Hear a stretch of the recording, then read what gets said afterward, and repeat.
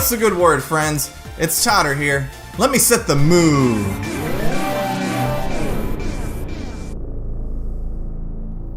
Welcome. Today we're going to be talking about dark types, and the 5 I consider to be the darkest. I mean my favorites. Shut up.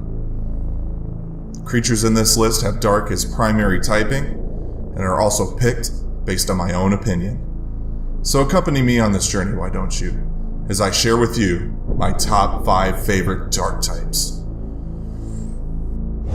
Number 5. Hydreigon. Every ounce of my dark and brooding soul craves for a Pokemon as menacing and deadly as Hydreigon. Wait. What the hell am I doing?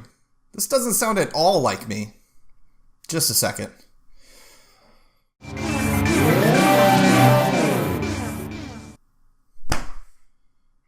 Much better. Back to Hydreigon. People, let me know what your initial reaction was to getting this Pokemon through evolution at level 64, because jeez, why so high? I know it's a pseudo, but most pseudos are done evolving at like 50 or 55. Alright, I need to chill. He is a favorite after all. I won't burn more than a sentence on its looks because it's a powerful, fearsome, devilish dragon, and the look kinda speaks for itself. If Giratina had its heart ripped from its spectral chest, it would look like this, and that's not a slight at all. The fact that a dual typing like Dark Dragon would have 5 weaknesses, one of them being a double weakness to Fairy, seems backwards as all hell, but whatever. Just look at the stat distribution and tell me you wouldn't want this soul-crushing pseudo on your team. I dare you! Number 4. Zorua. Look at this little floofer. It's the floofiest floof that ever floofed. But it's technically an evil floof, so need to be careful. Zorua, along with its 2-legged, ponytailed evolution Zoroark, possess a unique ability in Illusion, which allows these Pokemon to transform into the last Pokemon of the foe's party, thus creating potential for confusion for your opponent. To delve further into Zorua's ability to disguise itself outside of battle, it also uses it as a defense mechanism to try and frighten away any dangerous enemies it encounters. So, mark Zorua on the list of Pokemon I wouldn't like to keep as a pet. Because if it gets frightened by a mouse or a wasp, I'd hate to see it transform into something like a Regigigas. Goodbye, house. Sounds like something you'd see in a sitcom, wouldn't it? Oh, a mouse. Wait, Zorua, no, don't! Zorua. But much like most sitcom characters of this nature, like a Steve Urkel of sorts, no matter how much mischief they cause, you just can't bring yourself to dislike them. Be my Steve Urkel, Zorua.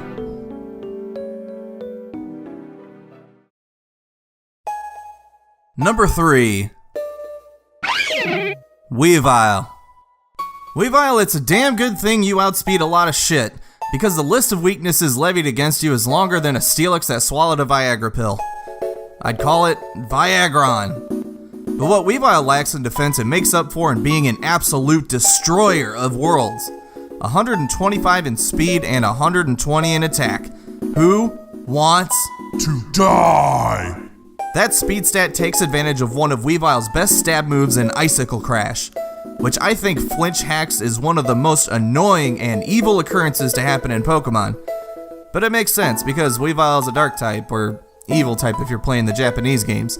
And speaking of evil, according to its dex entry in Pokemon Moon, Weavile, I don't know. Sounds like it should be one of those words that don't have an S when you pluralize it, like deer, or whatever. These creatures eat Vulpix and Sandshrew, which, no big deal. It's the Pokemon Animal Kingdom, predators are gonna pred it. But it says they carefully divide them among their group, like while they're captured and alive? Like they're huddled around a pile of them, they scrounge together and carefully divvy them up? Or do they just start ripping limbs and organs out and start handing them out? I hope they're not so dark and evil that they don't, like, cut their throats and bleed them out or something. This is getting way morbid, though. Weavile is a bona fide killing machine and can be part of my team any day. Number 2. Houndoom.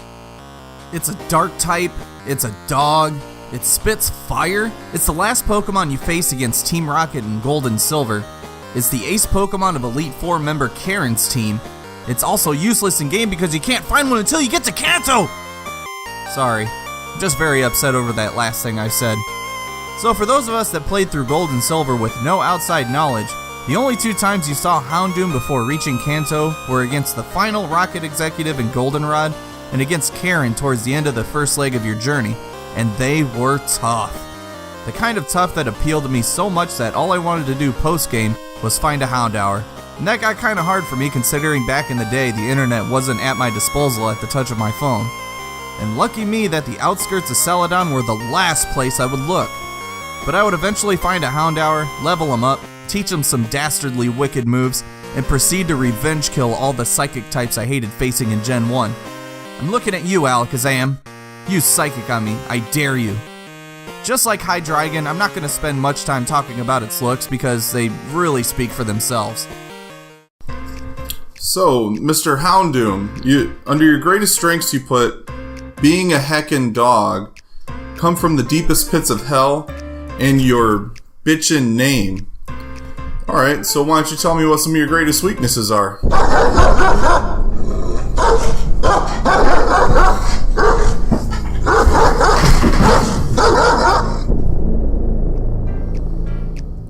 Okay, you're hired. You can start on my Pokemon team tomorrow. So, as per usual, 5 spots weren't enough to cover all the Pokemon that I like for a typing list. So to spread a little love to more dark types, here are some honorable mentions. Mightyena really needs a buff in some way. On the surface it looks like a minor league version of Houndoom, but that's to say it's still an amazing looking Pokemon. Honchkrow was a much needed evolution to an otherwise forgettable pre-evolution. It also wears its dark type well with this Mafia look it's got going on. And last but not least, Yveltal.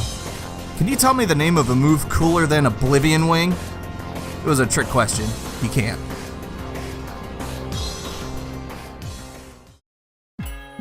Number 1. Mega Absolv. Yes, you heard me correctly. I like Mega Absolv more than any other dark type in the game. Oh, and one more thing. It's also my favorite Mega Evolution. No! God, please, no! No! No! That's right. I don't care how fragile this thing is. Mega Absolv is poetry taking shape as a grand, resplendent blessing on the Pokemon universe. The Dark Angel, the perfect union of heaven and hell, the chosen one. Boy, that last one was cliche, and probably untrue. But Mega Absolv is my chosen one. Sharp, coated in white illustrious fur, demonic gaze, angelic wings, dangerously dangerous. Everything will fall prey to this magnificent beast in the most majestic, deadliest ways possible. I realize the gamble I take with these types of Pokemon though. If it fails to knock out a target, you have to live and attack, which Pokemon like Mega Absolv and Weavile have a hard time doing. But asking the question, can you survive me, in the heat of the moment is too much for me to resist. Swords dance up, claws brandished, eyes fixated on its target, ready to pounce. Defenders, you better brace yourselves. God, I love Mega Absolv. Alright y'all, we conclude another chapter of Top 5 Pokemon. I'll be honest, when I made my update video a few months ago, I wasn't sure I'd actually be able to upload weekly, meaning content that I can say I'm proud of. But so far I'm staying true to my word, and I want to thank each and every one of you for being with me on this journey. I haven't done this in previous videos, but I wanted to give a shout out to those that left me some love on my previous video, in the form of comments, including Jigasmooth Alas, Playcrastination, John Trico 2.0, Pawniard Plays, Donut Senpai, Push the Core Gaming, Illuminatu, and Razorblader12345. Thanks for your support all. This is Totter, and I'll see you later.